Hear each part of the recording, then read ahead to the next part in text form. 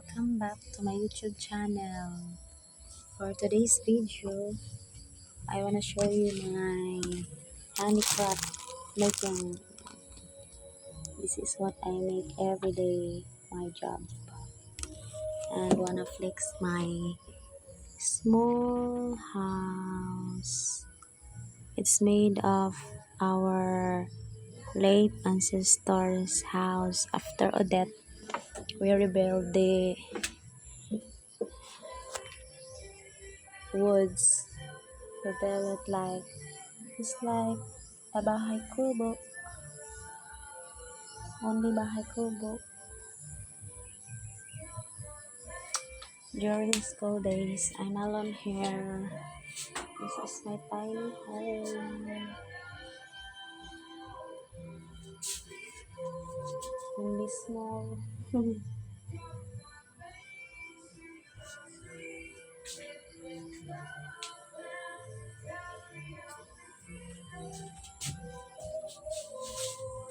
No ilaw.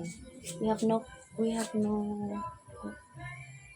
electricity. That's why we only use solar light. Only solar light we use every night. We have no electricity. Maybe someday we can, but now not yet. So every day I'm making handcrafts here.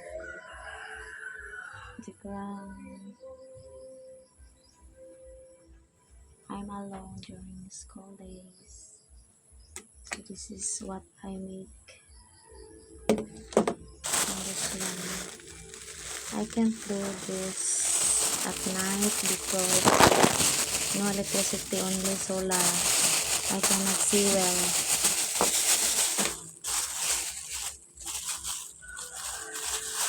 I really can't see well.